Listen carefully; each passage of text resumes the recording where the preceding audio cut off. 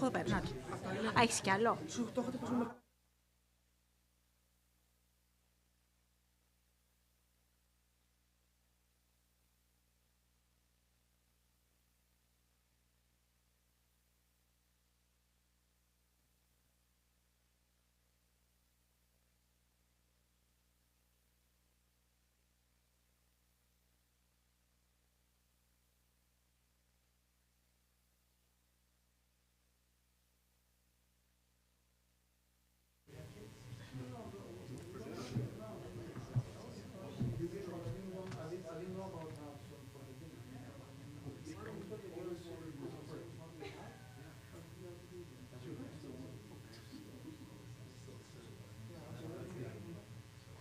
Ελάτε.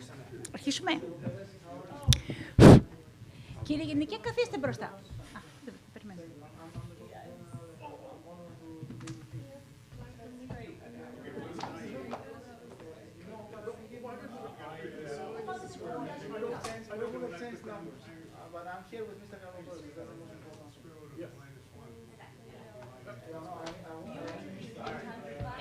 Ξέρεις τι θα ήθελα να σου πω, Αντώνη, να μιλήσουμε. Εγώ θέλω μετά, κοίτα, να ξέρεις ότι...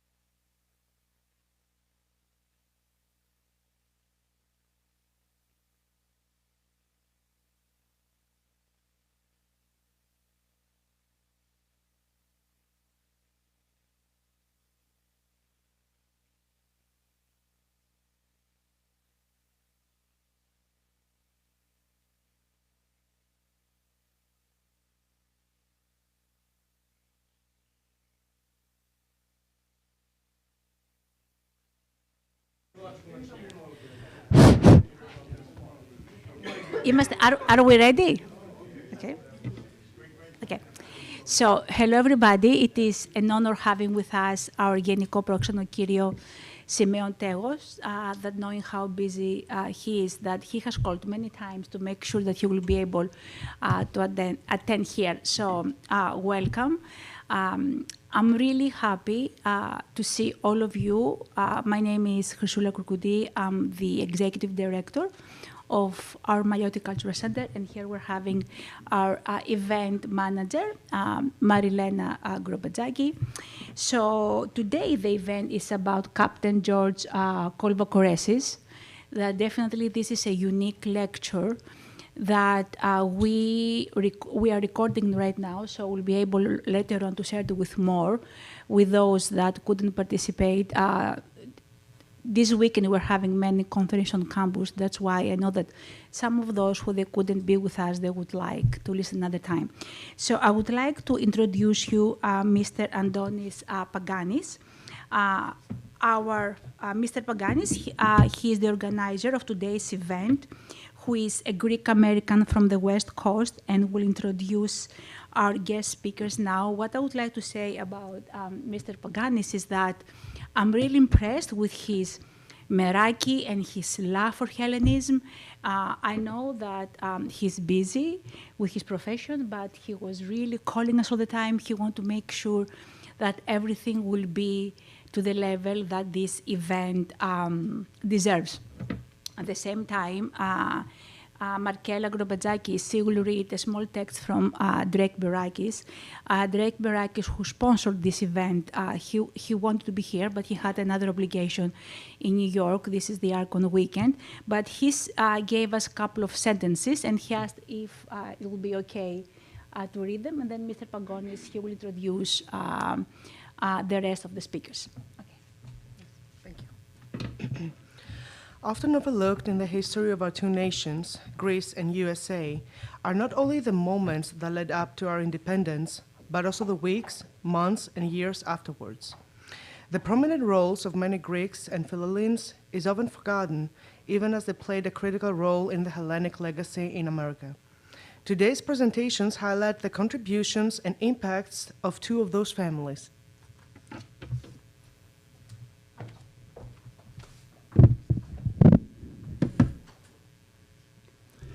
Kalimera, and good afternoon, everyone, and welcome.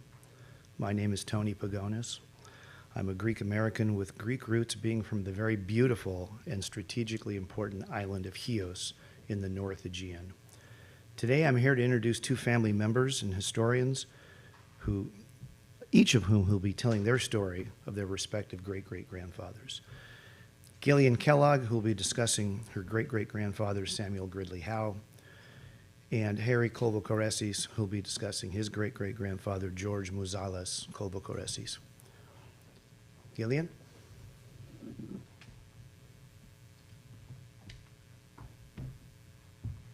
Thank you, Tony.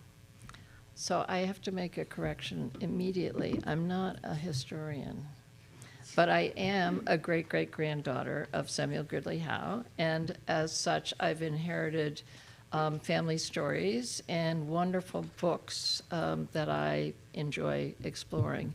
And I know there are historians here in the audience, so please feel free to correct me at any moment. Before I begin, I want to introduce Samuel and Julia. They are direct descendants as well. I'm a great-great-granddaughter. And Sam, would you stand up and come over here? Because I know it's being recorded, so it would be nice to have you here on one side. And Julia, so great-great-great-grandson,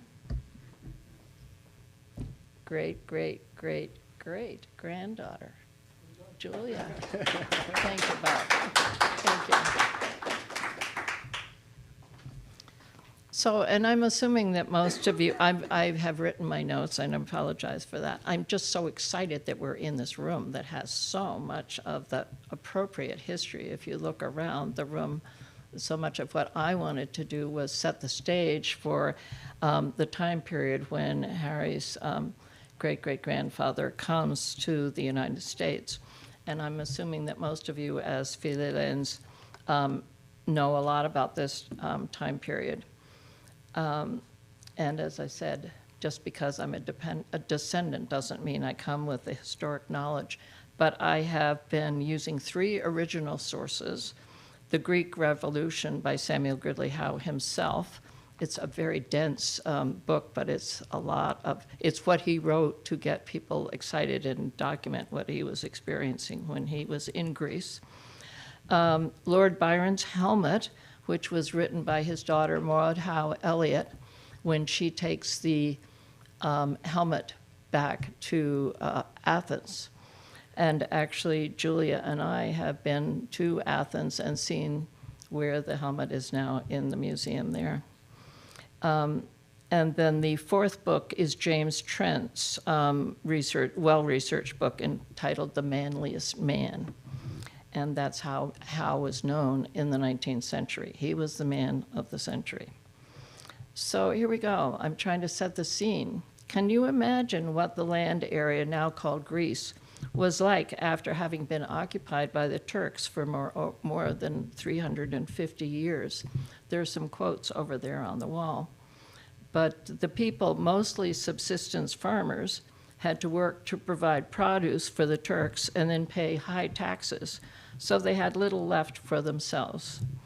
And as you know, the lands are very mountainous in many places and also spotted with many beautiful islands, and therefore difficult to bring people together, especially in the time before electricity, telephones, steamships, any of that.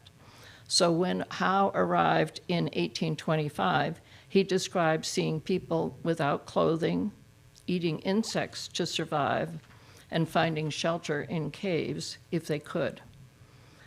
There were so many widows and orphans without any place to live, as many of the men had died or been killed. And there's a terrible description of a massacre over there on the wall. It was finally in the early 1800s that people of the area found the strength to come together to try to mount a resistance to the Turks.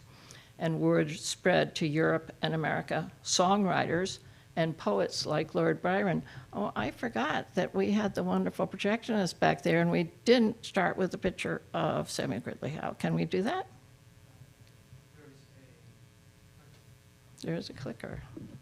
And do I put it here or here? Let's see what happens. On the right one, did you say? Ha!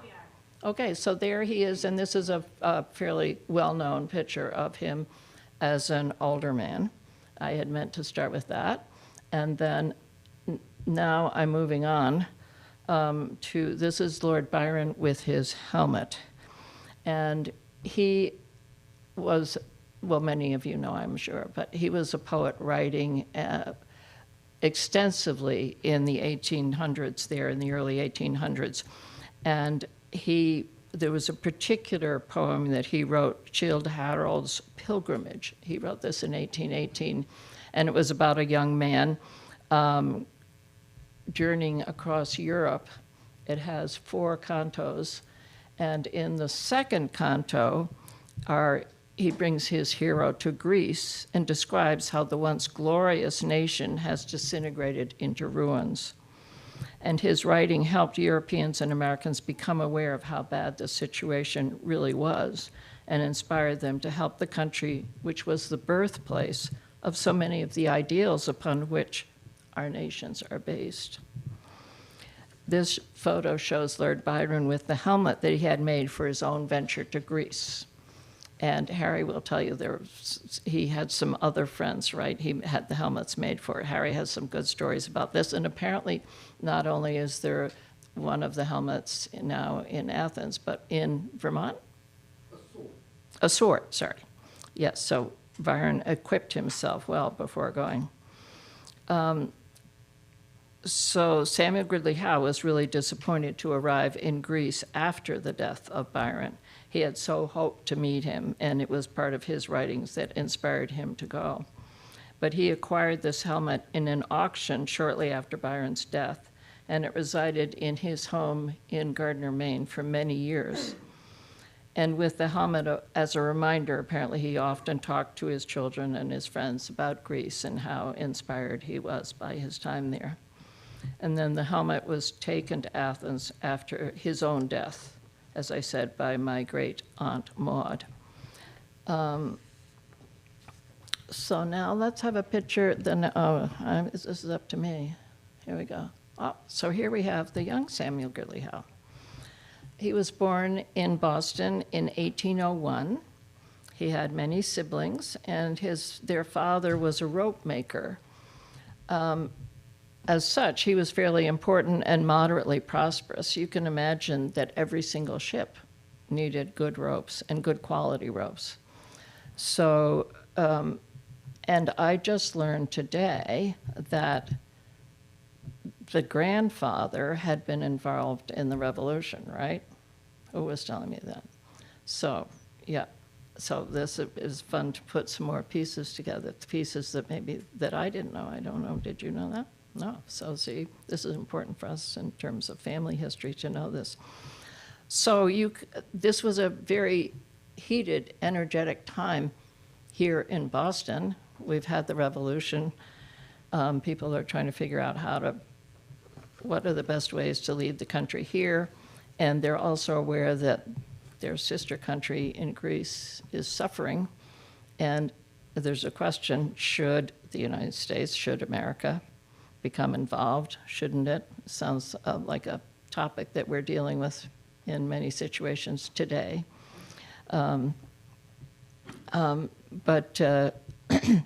he attended Brown, Howe did, and apparently at that time he was quite a jokester and troublemaker. That's how he got his reputation there. But once he came back to Harvard as a medical student, he found his focus and studied hard. And while he was in Boston, he attended the church where young Edward Everett was giving inspiring lectures.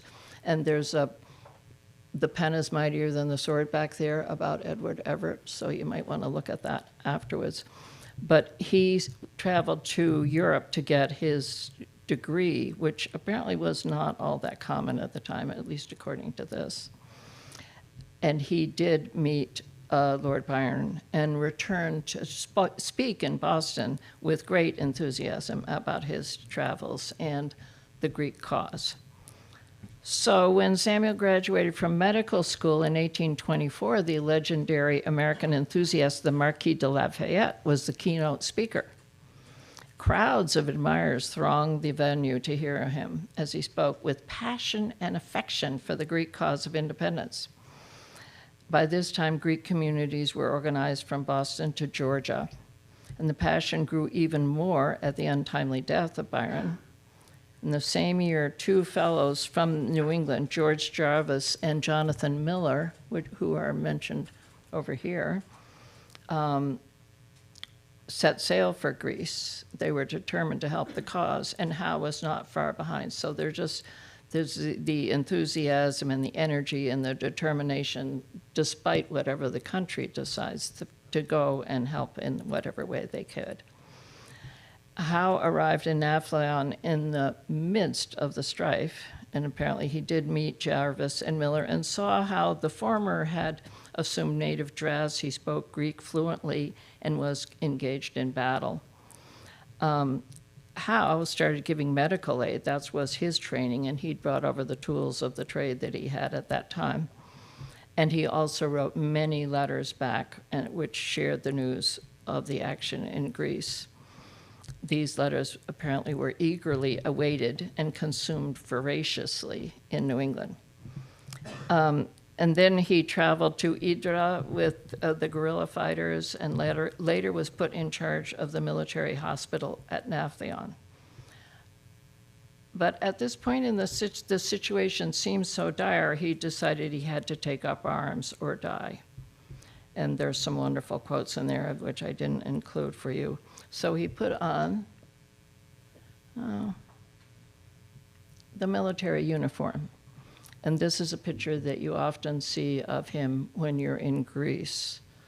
In fact, there's a wonderful new museum in Athens, some of you may have seen, created by Constantino Valensis, where there's a lot dedicated to the Philippines, and this portrait of Samuel Gridley Howe is on the outside of that museum. So apparently many people came, or many Europeans came to help in Greece, but when it became clear that they needed to fight, they fled.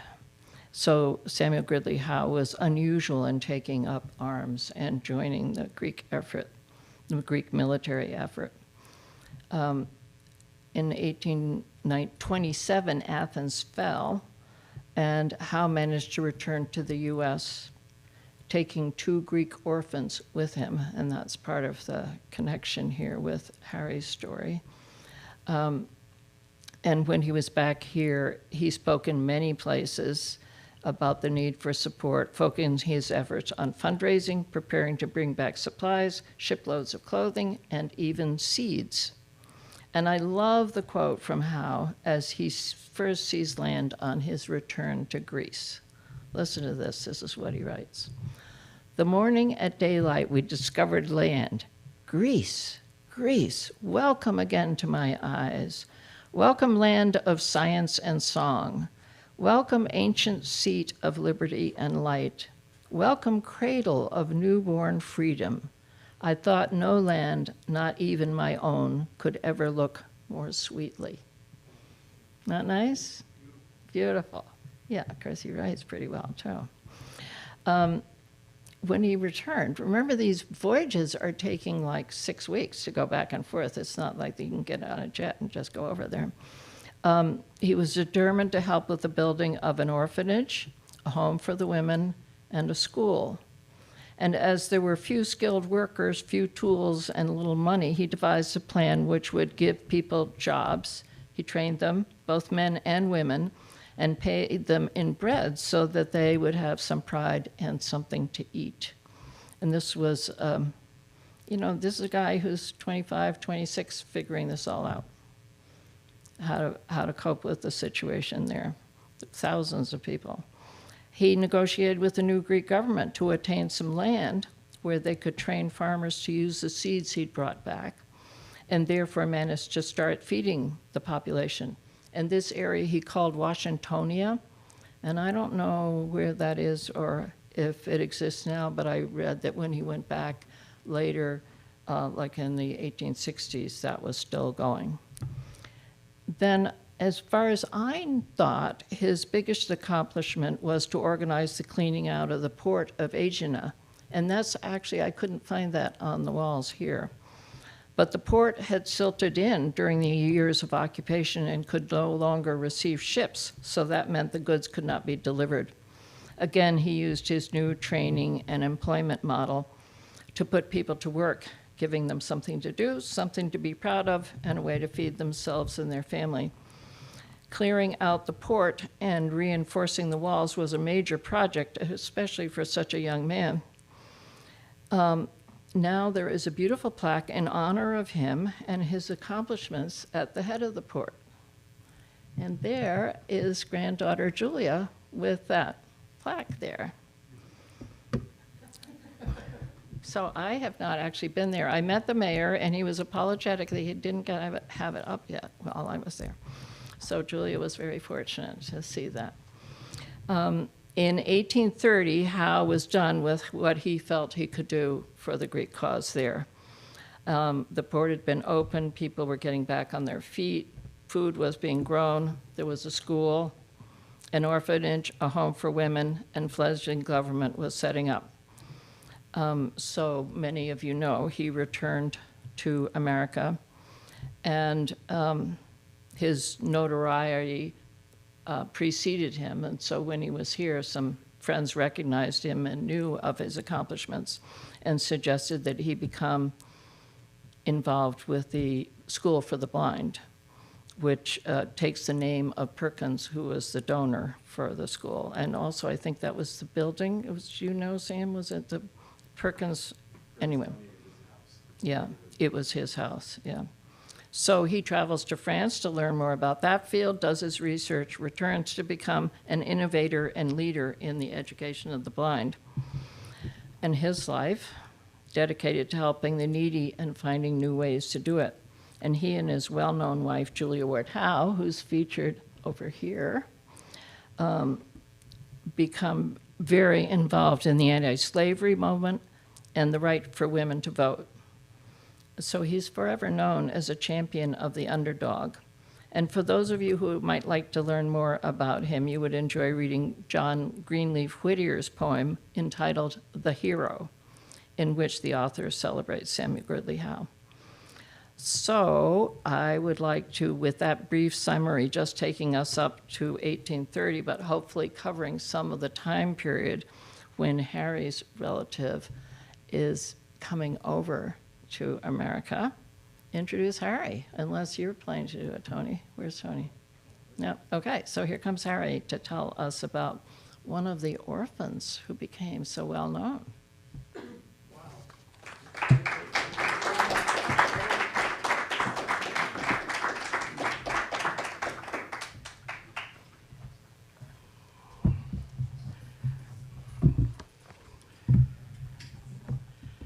Well, it's quite an intro. Sometimes I get a little carried away. Just bear with it. But Jillian's ancestors, Samuel Gridley and Julia Ward, have always, not always, but in the past few years, amazed me with what they accomplished.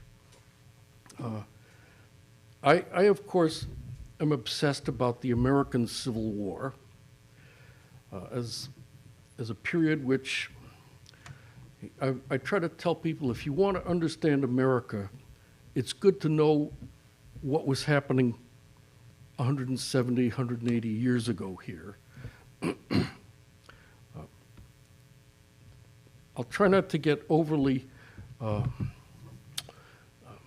opinionated. However, there's a lot of similarity in America today with what I didn't literally see, but what I saw in America in the 1850s. Some of the characters who appear over here on the walls also had a major impact on that moment of conflict in our country. So I'll try not to dwell on that too much, but to me that's an absolutely spectacular moment in the Howe's lives. What they did, just a couple of things, and then I won't dwell on it anymore, but Julia Ward Howe wrote the Battle Hymn of the Republic. That is one of the most amazing pieces of music that's still in use today. It inspired Union soldiers to go forward for 4 years during the Civil War. And I think that was a phenomenal thing to do, to write that. Samuel Gridley Howe did a lot for the anti-slavery movement in America, which was, well, obviously what led to our Civil War. And I'm going to avoid getting into any details about that, but he did a tremendous amount to further the anti-slavery movement by assisting in various activities that were oriented toward, which ultimately led to the outbreak of the real shooting war, the serious shooting war in America. And just as an editorial comment, I hope I never see anything like that here again. There are moments when I get a feeling that I've seen all this before, and I had hoped not to see it. End of editorial comment number 1. But if I can't toss out a couple of little editorial comments, I feel like I'm wasting my time here. But there are many things. Let's see where we are. Okay, so where do we go from here? Oh, okay. Trivia. I'm a master in the world of trivia.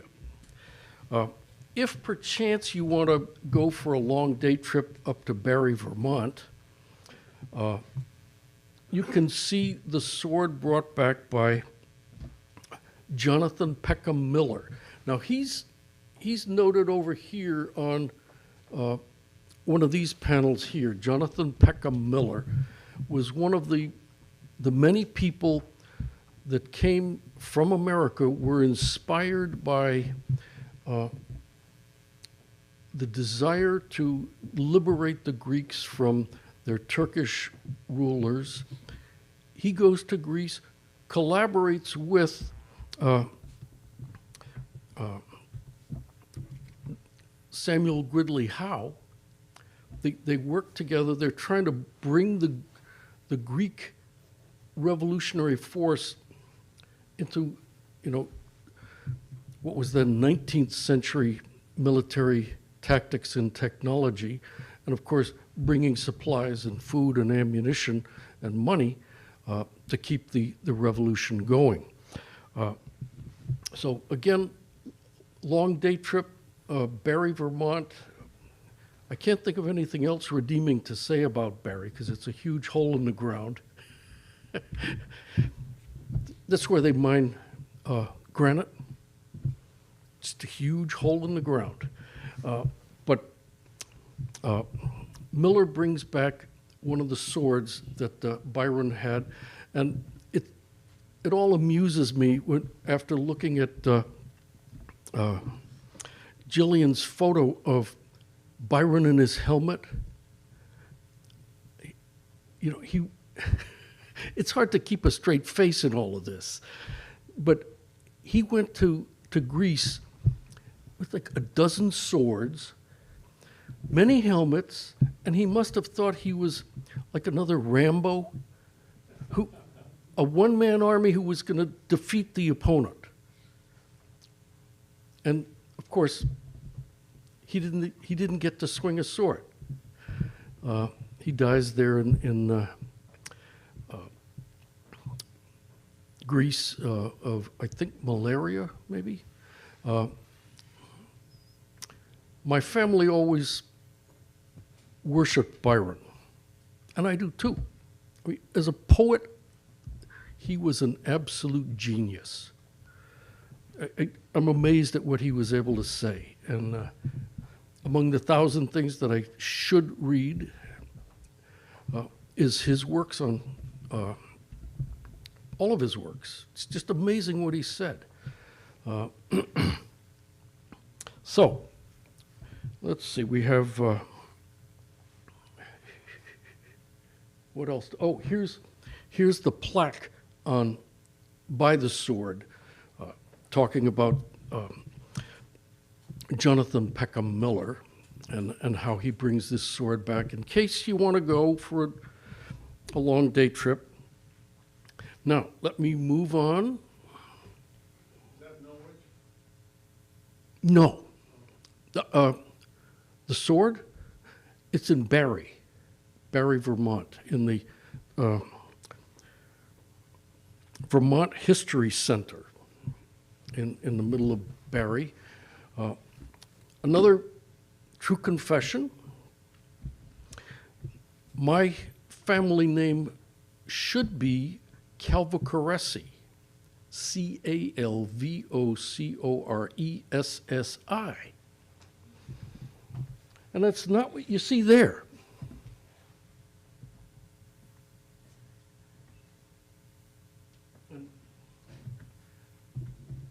I tell my Colvocoresses cousins who say, "Oh, Harry, what did you do to your name?" It was way, way before me, and it's cast in stone. It's in stone. It's not going to change, no matter what anybody thinks. Carved in stone. A mistake happened, or a change was made. It ends now with an ES, my name, my family name, and my cousin's family name ends with an I. We're all still cousins, and we keep in touch with each other. And they used to sort of complain a little that, well, why didn't you change it? It's way, way too late for me to make any kind of change in my name. I'd spend the rest of my life trying to straighten it out. So my last name ends in ES, and it's C-O-L, not C-A-L. But we're all cousins, no matter how we might spell it. And we keep in touch, and that's one of the great things about families. I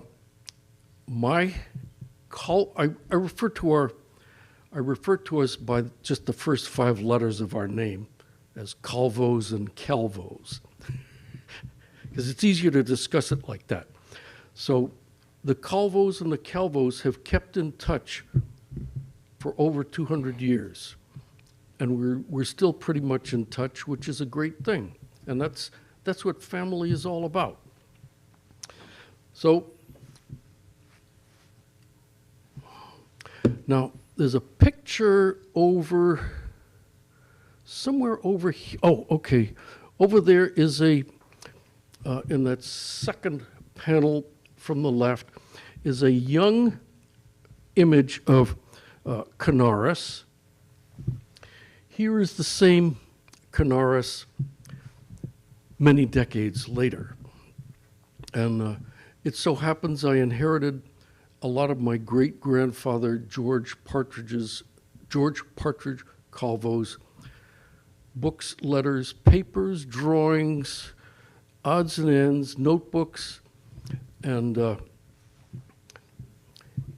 I've come across all this stuff as I look through his trunks. And of course, my family were Yankees, pure Yankees. You didn't throw anything out. And they didn't. So 100 years later, 130 years later, I still find letters and newspaper clippings and postcards and photographs of all these people. And as I'm going through it, I'm seeing, oh, this all ties in with what we're talking about today. So another one of my editorial comments, you'll bear with this, I hope, is that it's important to digitize as much of this as possible.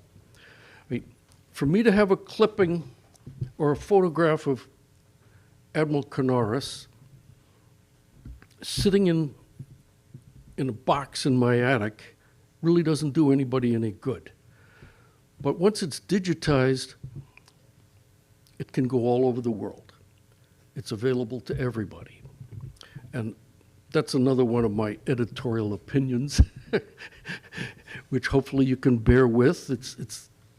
But that's a project I've been working on for 30 years, is just trying to digitize as much as I can. Letters, photographs, postcards, scraps of paper, newspaper clippings, and I'm maybe 30% of the way through. And the sand is slipping through my hourglass. So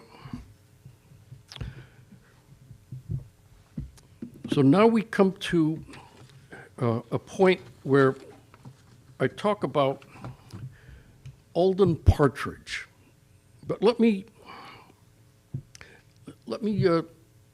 not talk about him yet, but what I want to read to you is George Musalis Calvo's, and that's his picture. You could barely see it way back there by the electronic gear. Luckily for me and all of my relatives, he wrote his life story in English. I appreciate that immensely. He wrote it in English for people and descendants like me to read. And it's been a great source of inspiration and strength to me to read what he lived through, and he came through and he prevailed. He went through very hard times. So I'll start to tell you a little bit about it. His diary is in the public domain. I think it's called A Personal Narrative for My Family. It's been in the public domain, I think, for 25 or 30 years, and that's fine with me. It's not my story. I didn't write it. I have no claim to it besides the fact that, I transcribed it. So what he starts out, I was born on the island of Scio. He gives it the English spelling, Scio. I was born on the island of Scio, October 22nd, 1816. Dr. Chandler, a celebrated English traveler who had visited to the island in the early part of the century, makes mention of the names of the most respectable families, and ours is among the number. He spells the name thus, Kalvokores. Spelling is rather flexible, but I can guess who he's talking about. There were 8 children of us all, 6 boys and 2 girls, and I am the eldest. 2 of the boys died at a very tender age. My parents were very solicitous about my education. They commenced sending me to school before I could even walk. Another editorial, bear with it. I'm an absolute believer in the importance of education. 60 years ago, absolutely not. A teenage boy interested in education? Absolutely not. That's the farthest thing in the world from my mind at that point in time in who I was. Many, many decades later, I said, well, boy, I really had my head firmly implanted. And I didn't have a clue what I was doing, but it's a good thing my parents forced it, because if it was up to me, it would never have happened. So, education in our family, we have realized, is extremely important. It is part of the upward mobility system in America. There's several routes to upward mobility here. Education is one of the keys, and I stress it today. I get very discouraged when I see what the educational system here in America is like today. All I can do is try to keep stressing how important I think it is, and maybe other people can carry on the message. But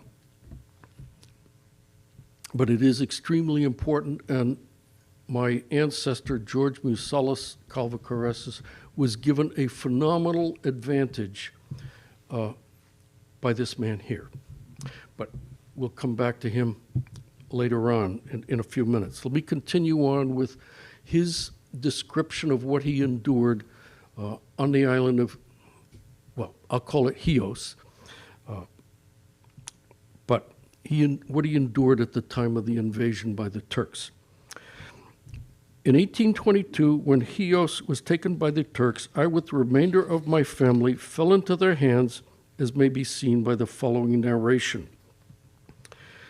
On the day that the enemy's fleet made its appearance, my father, maternal grandfather, and Uncle George Pulaki, my mother's brother, held a consultation and decided that we should leave the city, which bears the same name as the island, as soon as possible.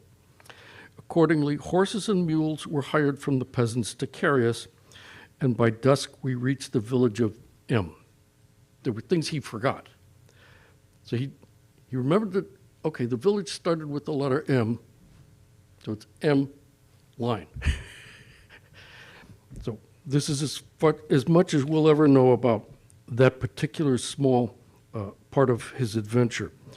We wished to enter it, but it was surrounded by a high wall and the gates were closed, and no entreaties could prevail upon the authorities to open them for us at that hour. So we were obliged to spend the night at a house standing outside the walls. He writes extremely well, and I appreciate that. That's another one of my editorial comments about how young people in America today need to be able to communicate well. And I don't mean on those little gadgets where they press buttons. In my opinion, that's not communicating. Editorial. They keep popping out. Bear with me. But communicating is an absolute essential for living in a society. And the ability to communicate well is extremely important. So, moving on, owing to the dread of being overtaken by the enemy, we had set out on our flight without any other clothing than that in which we now stood. My father and Uncle George determined, therefore, upon going to our residence to procure a supply. I shall never forget my mother's expression of countenance when she saw them depart. It indicated in the strongest manner imaginable the anxiety and distress in which she felt, lest they might fall into the hands of the enemy. The enterprise, however, had a happy termination. Both returned next morning and brought with them, besides clothes, many other necessities of life. They reported the city to be entirely deserted by the Greeks, but that the Turks had not yet taken possession of it. They also spoke of meeting on the roads great many of the inhabitants who, like ourselves, had endeavored to escape the approaching storm, and being exhausted with fatigue, were unable to proceed, and prayed heaven that they might end their existence ere the Turks could come upon them. Now, another editorial comment. My great-great-grandfather did write in the writing style of the 1800s. That was the world he lived in. So you could see a couple of words and phrases that he uses which we would not say today. He was from a different era. Continuing on, when we had been stopping about a fortnight at W, he couldn't remember the name, one of those parties entered it, that's the Turks. We saw the barbarians pouring into the principal square which our rooms overlooked. Several of their number were leading along my uncle Stamati Scaramanga, who a few minutes before had the misfortune to fall into their hands, and we hastened to close the doors and windows to prevent their observing any of us. But the clashing of swords mixed with menaces heard at the door an instant or two after showed but too plainly that we had been discovered by the ruffians. The Turks do not usually put to death the women and children who fall into their hands in time of war. Not that they are too humane, however, but for the reason that they can sell them as slaves. Another slight editorial comment. I remember reading this many decades ago and thinking, well, that was way back then. And then I see it going on today. And it's very discouraging to see that this is still a very lucrative industry. It still goes on.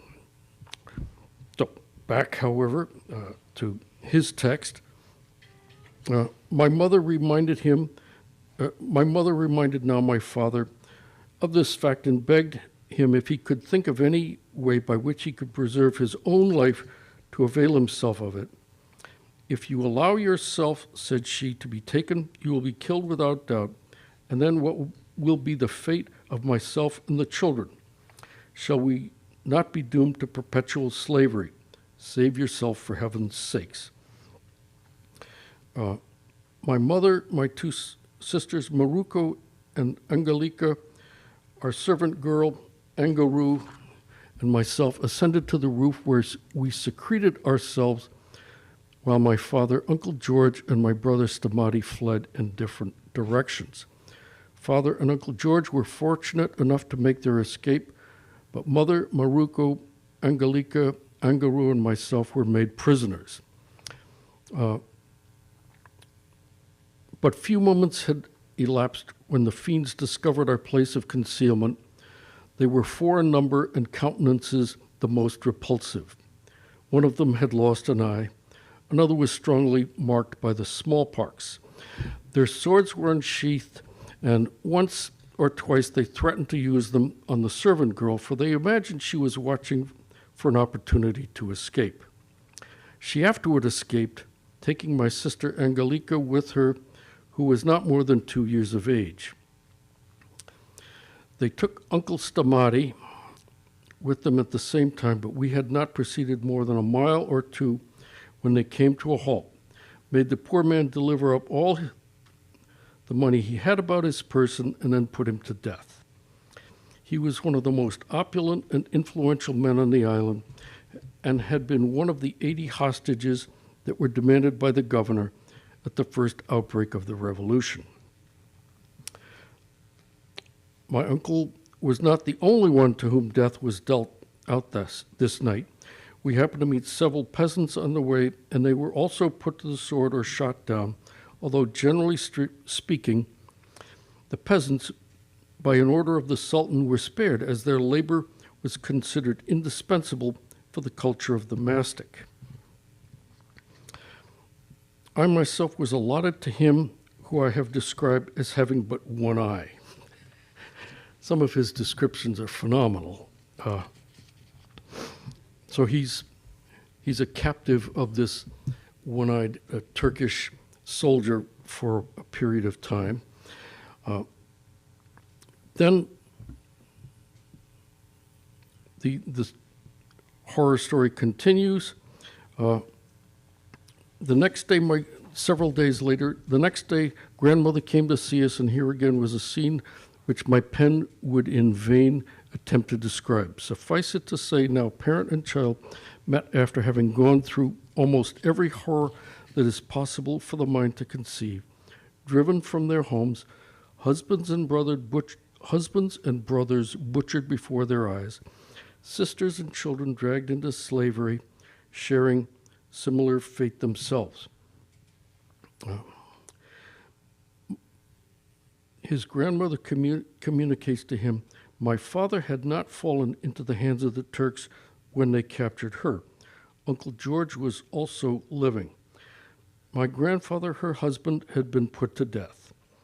It seems the poor old man had suffered himself to be duped by Captain Bashaw. And then there's a parenthetical comment. He was blown up a few weeks afterward in the 74 set fire by Canaris. Canaris picture over here, and I'll have one in a few minutes. So I guess he set fire ships into the Turkish fleet, and Captain Bashaw met a quick end. That barbarian sent messages to the different villages to proclaim that all Greeks who would lay down their arms and appear before him by a certain day would receive pardon for their past conduct. The delusive promise was too readily believed. 5,000 people, my grandfather was one of the number, went at the appointed day to receive the promised pardon. However, instead of keeping his pledge, the monster gave orders to his troops to put the entire 5,000 to the sword, and most faithfully was the order executed. It is believed that not a solitary individual escaped. His grandmother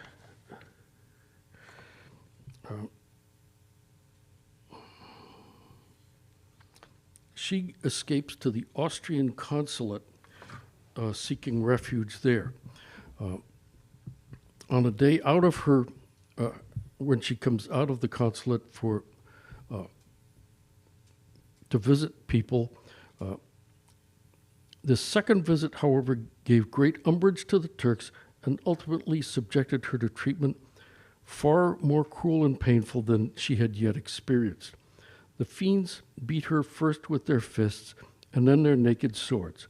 My mother, sister, and myself, with streaming eyes on our knees, supplicated them to spare the poor old lady, but our entreaties made no impression whatever on the ruffians. They continued to beat her until she could no longer stand. Then they seized her by the hair and dragged her out into the streets.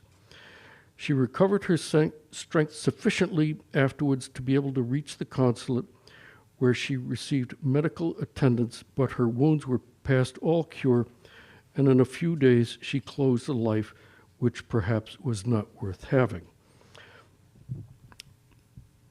Not many days after this melancholy event, I was called to witness another distressing scene, the departure of my mother and sister into Asia. The day previous to their parting, my mother called me to her side and spoke to me as follows. Dear boy, tomorrow your sister and I will be obliged to leave here to go to the home of the Turk in whose hands fate has placed us. Study to be a good boy after I'm gone, for those among whom you are now thrown will not be as indulgent of your faults as your father and myself have been.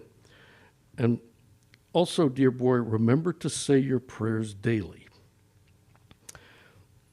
Bearing in mind, I think he's about 7 or 8 years old at this point. It's not easy to give others a just idea of this wretch. He's talking about the one-eyed Turkish soldier that is his owner.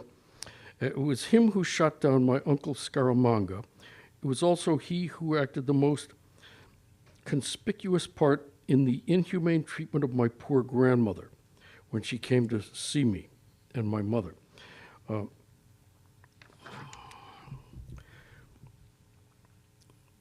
Then things take a somewhat propitious turn.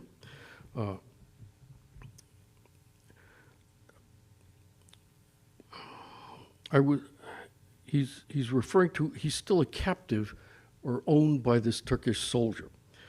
I was again returning from the castle and had just arrived opposite the Austrian consulate when one of the Janissaries in its employ made his appearance at the door and asked the Turk to walk in, as he had business to transact with him.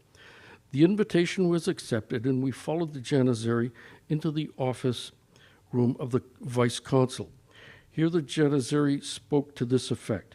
He said that a few days since he had received a letter from a friend residing in Smyrna, in which he was requested to purchase him a Hiat boy that he had seen none whom he thought would please his friend so well as myself, and would therefore offer him the amount of purchase money which the friend had remitted, 2,000 piastres. The Turk at first objected, as he considered the sum too little, but afterwards he changed his mind and so accepted it. Now the truth was the Janissary was acting in the matter as an agent of my father, and the story about the friend in Smyrna was a fabrication to keep down the Turk's cupidity. When the Turk left the consulate, my father came to see me, and as soon as the emotion and excitement which such a meeting was calculated to produce had somewhat subsided, he inquired after my mother and sister Maruko, and I related to him all that I knew up to the time of their departure.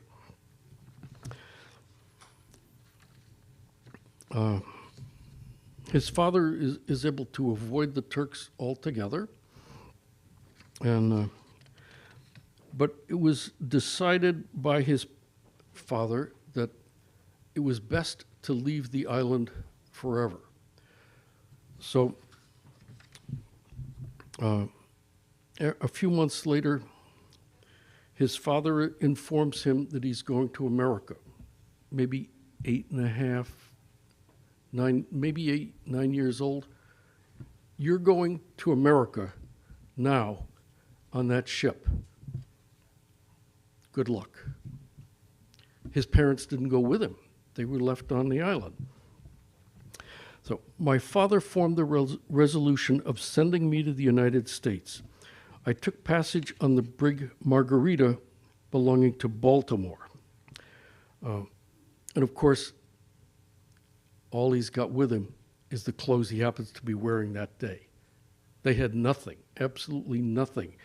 And I remember years ago somebody saying, well, don't you have any possessions from his time in Chios? All he left with was the clothes he was wearing. Oh, okay, all right.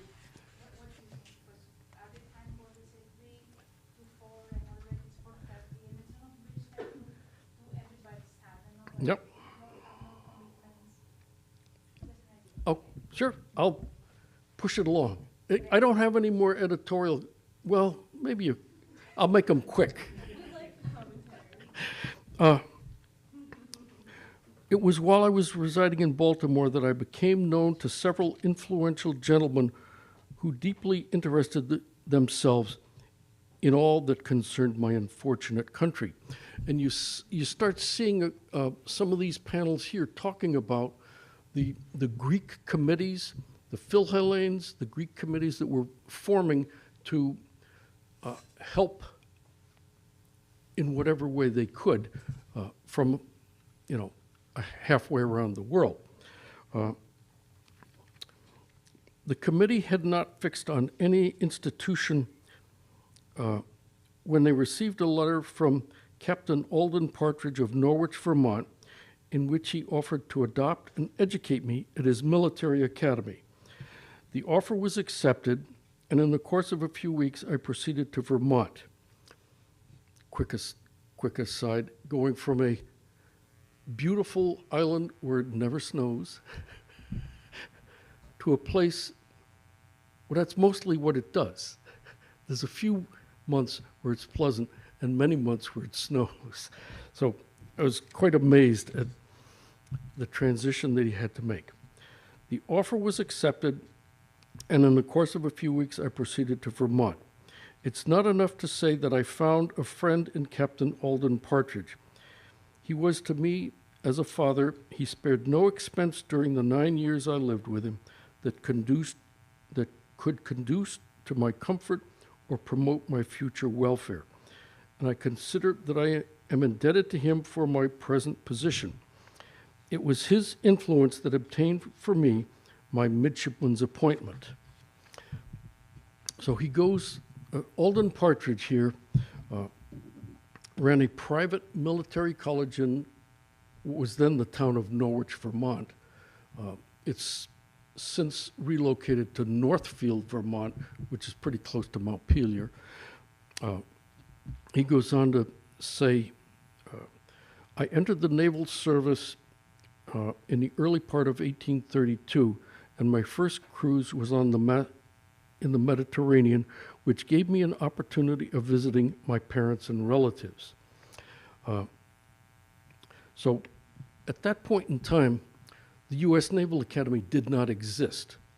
The way junior officers were trained was they would be assigned as midshipmen on a ship, floating around for 6 years, taught by various professors and chaplains who would try to teach these young boys reading, writing, arithmetic, geometry, and of course, the other part of the time they're walking around on board the ship learning about rigging and gunnery and navigation and seamanship. So he spends a 6-year term as a midshipman, is approved for commission, and gets a commission as a passed midshipman, which is the equivalent today of an ensign in the Navy. And he was then ordered to the United States exploring expedition commanded by Captain Charles Wilkes. Another aside, I was at Norwich University about 2 weeks ago, and I continued to express to them how much I appreciate what they did for George Musalis and giving him a leg up and a head start in America at a very early age. Okay, the United States exploring expedition And that's one of the posters that was created by the Smithsonian for their exhibition. The sailing ship with the icebergs in it, that happens to be a shot of their time in Antarctica, and they spent quite an extensive time there. George Musalis writes about the 4 years that he spent with that expedition in a book called 4 Years in the Government Exploring Expedition, which I think is also in the public domain, meaning if you were to Google it or go into one of these other book archives, you might be able to find it. Then in 1846, he gets married to Eliza Freeland Halsey, who is my great-great-grandmother. He has many interesting adventures in his Navy career. The most interesting, in my opinion, were his Civil War exploits, but I've run out of time.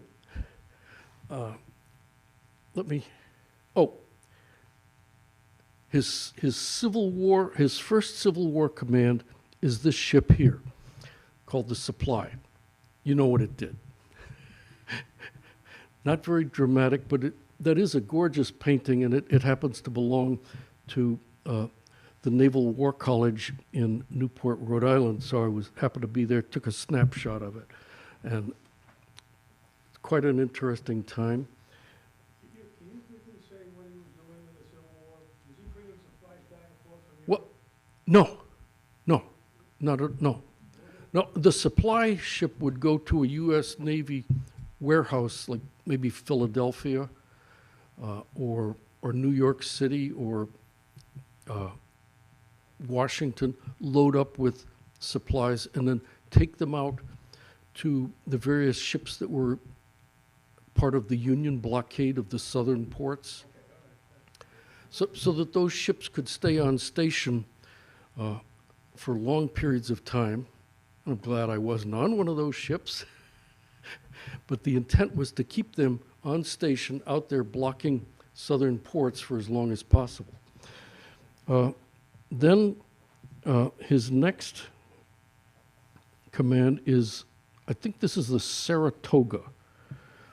In its later years, he commands a ship called the Saratoga, and he has many adventures there. He also made what today might appear to be an unconscionable amount of money during the Civil War. However, that's how it went. Union ship commanders were given what was called a bounty or reward, very much like our executive compensation systems in America today. Is Elon Musk worth $50 billion? He said he was, and he got it. So Union ship commanders got huge bounties for capturing ships. The ship would be sent into court for appraisal and condemnation, and then part of the appraised value of the ship would be given to the crew. And a lot of these Civil War Navy people came out of the Civil War very affluent. And I think of the inequity about that, another editorial. When a Union Army soldier got paid $12 a month for all the lead he could eat, and these people were coming away with thousands of dollars at a time. But that's the system that was in place at that point in time. It obviously no longer exists. I got to step it up a bit. Saratoga, many interesting adventures there on that ship. He had lots of, George Partridge. This is him here. as a little boy, maybe 6 or 7, and his mother, Eliza Freeland Halsey, he is dispatched or detached from his service aboard the Saratoga and sent home to be with his mother while she dies of tuberculosis. That's his duty. So he's sent home by his father, said, you've got to go home, take care of your mother the best that you can through her final days, and he does. And he also enrolls in Norwich University at that time and spends a year at Norwich. And here's George Partridge Colvocoresses. George Partridge carries on the name Partridge from the benefactor Alden Partridge. And that was to show the appreciation that my family has toward what Alden Partridge and Norwich University were able to give to my forebears. So here he is as a young man, maybe at the time he's in the Naval Academy. Oh, and here he is in way later years. He's a commandant of cadets at the U.S. Naval Academy. And that's him standing there at the commandant's house on the grounds of the academy. This is way before color photography. So everything's in shades of browns and grays. This is what the same house and the same steps look like today with color photography. Because I happened to be there about 20 years ago, and I found the house, and it looked so different, but there were a couple of little telltales, like the columns and an air vent, that, oh, that's the same house. And it looks way better in color. Okay, now, a comment to Samuel Gridley Howe from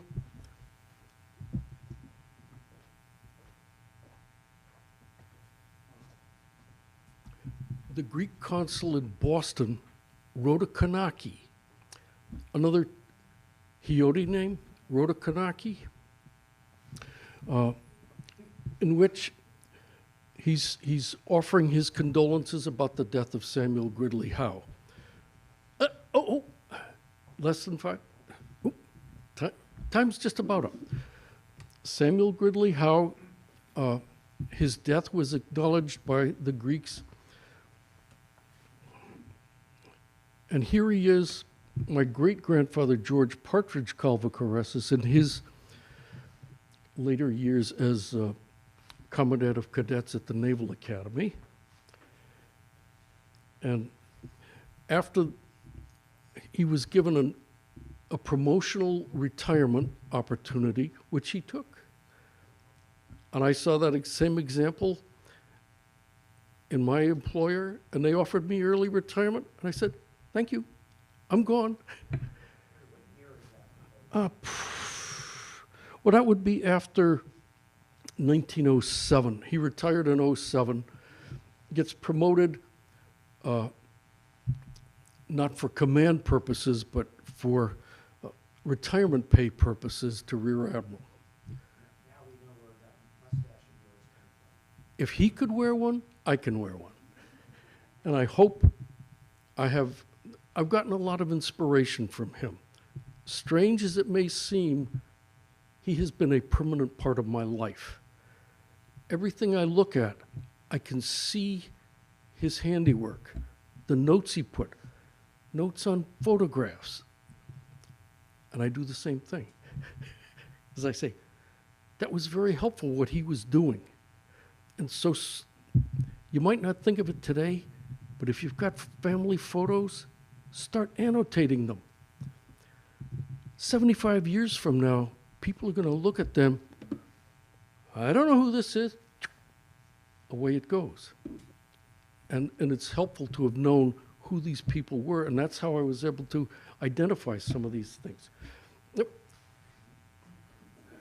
George Syrian.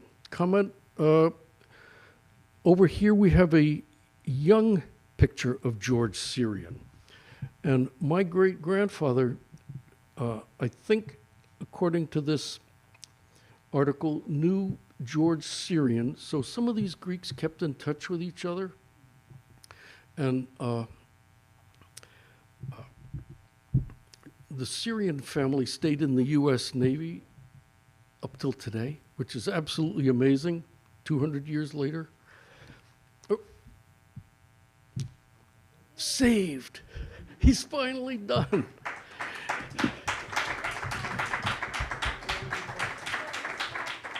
Couple of minutes for questions, and maybe we can have some photos and we can spend more time while we have something to eat and have a glass of wine. So, what do you think? Sounds good. Mr. Roland is the organizer. Okay, so what about if we have some group photos, and then Oh. if we spend more time talking with our presenter over some wine and cheese. Okay, so let's have can we have a group photo all together? Να μια photo everybody. Okay, and let us we can ask yes, somebody else.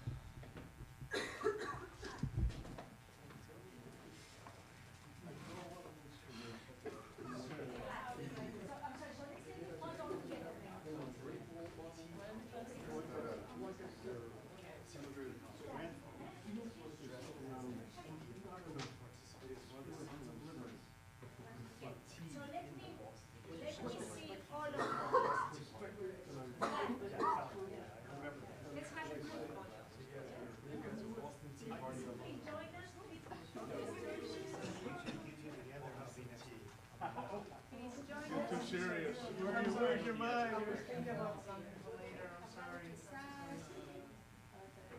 I will join the photo, but I just want to see. The family closer. It's about your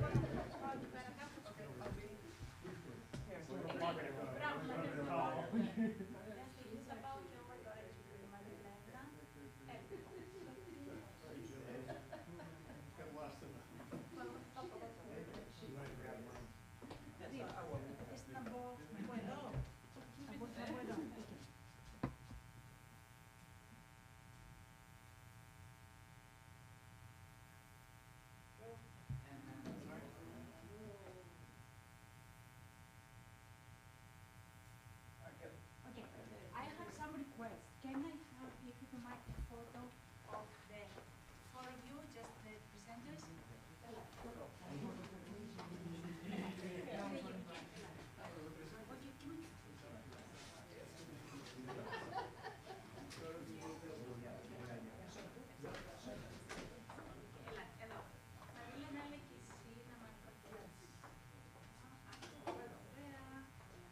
What about, yes, about your work?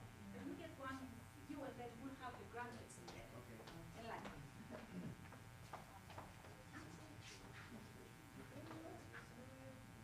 Smile.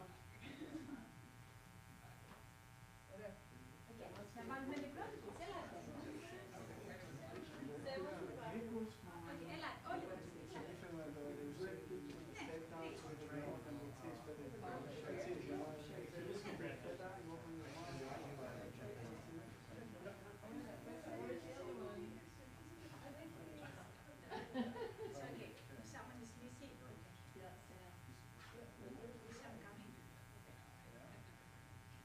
Let's wait until let me take one more before they wait for the grandkids. I don't name the two names back in the documents.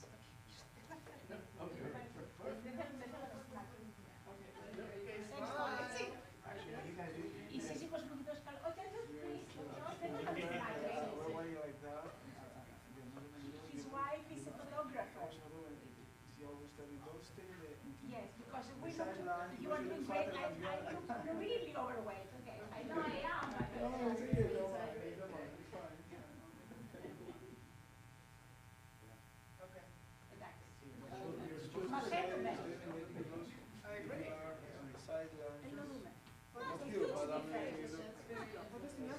It's very